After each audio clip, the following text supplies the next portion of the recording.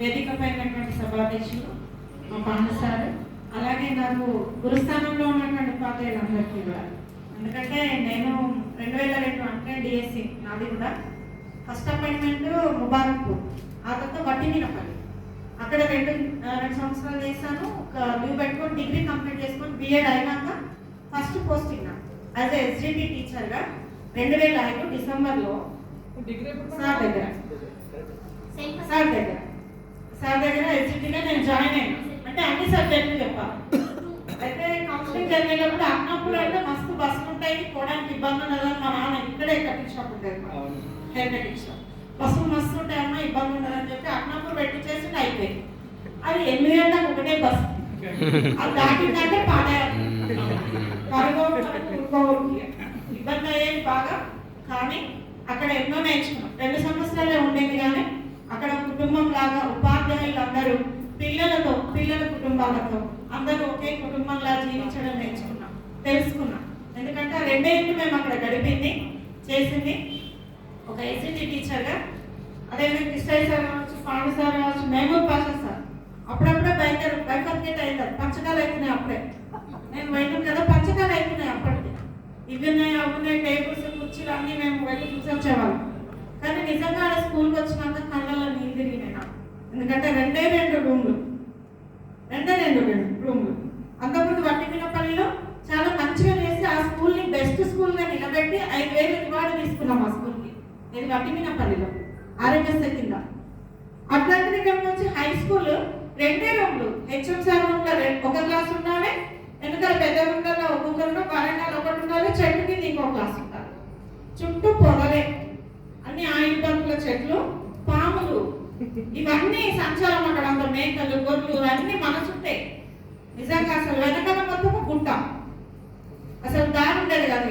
పిల్లలు వీళ్ళంతా చిన్నపిల్లలు, నేను వచ్చినప్పుడు 8th ఉండదు. మేము 8th క్లాస్ ఉన్నారు, మీరు 10th ఉన్నప్పుడు నేను వెళ్ళిపోయాను. 10th వస్తువులు నేను వెళ్ళిపోయాను, 9th నేను వెళ్ళిపోయాను. అట్లా ఏ పని చెప్పినా అక్కడ వసతులు కల్పించడం కోసమే దృష్టి ఉండేది మాకు.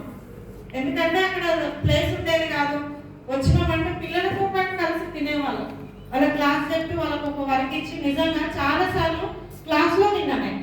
క్లాస్లలో బాక్స్ పెట్టుకొని తినేవాళ్ళం. అట్లా పిల్లలు చదువుకుంటారు, కిందికే చూస్తే చదువుకుంటారు, అట్లనే చేసేవాళ్ళు. నిజంగా అరే ఆకలి వేస్తుందిరా వచ్చినాంరా అంటే నిజంగా ఎంత ఒబీడియంట్గా కల్మషం లేనటువంటి పువ్వు లాంటి పిల్లలు. అప్పుడు ఎట్లుండ్రో ఇప్పుడు అట్లనే ఉన్నారు. కానీ అప్పటికి ఇప్పటికి పిల్లలలో ఆలోచనలలో ప్రవర్తనలలో చాలా మార్పు ఉంది.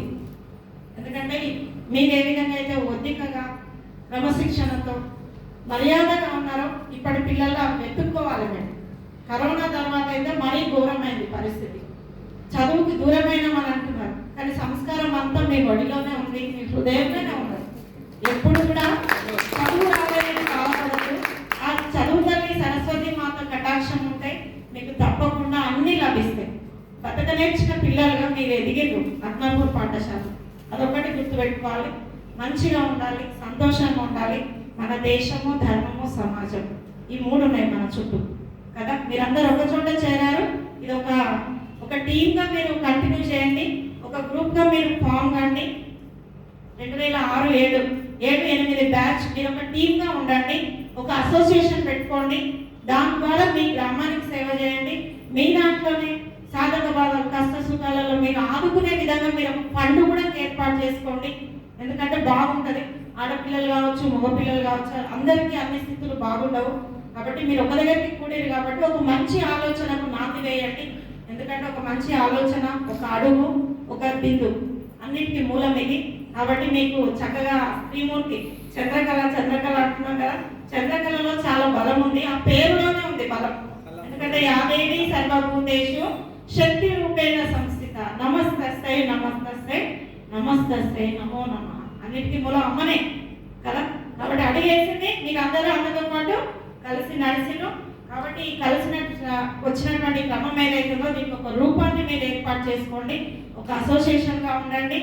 చక్కగా రత్నాపూర్ స్టూడెంట్స్ అసోసియేషన్గా మీ అందరినీ కదిలించండి. మీ గ్రామానికి మీలాంటి వాళ్ళకి ఎంతో మందికి సేవ చేసే విధంగా మీరు ఉండండి. ఎందుకంటే నాకు ఆ 2 సంవత్సరాలు కూడా చాలా జ్ఞాపకాలు ఉన్నాయి.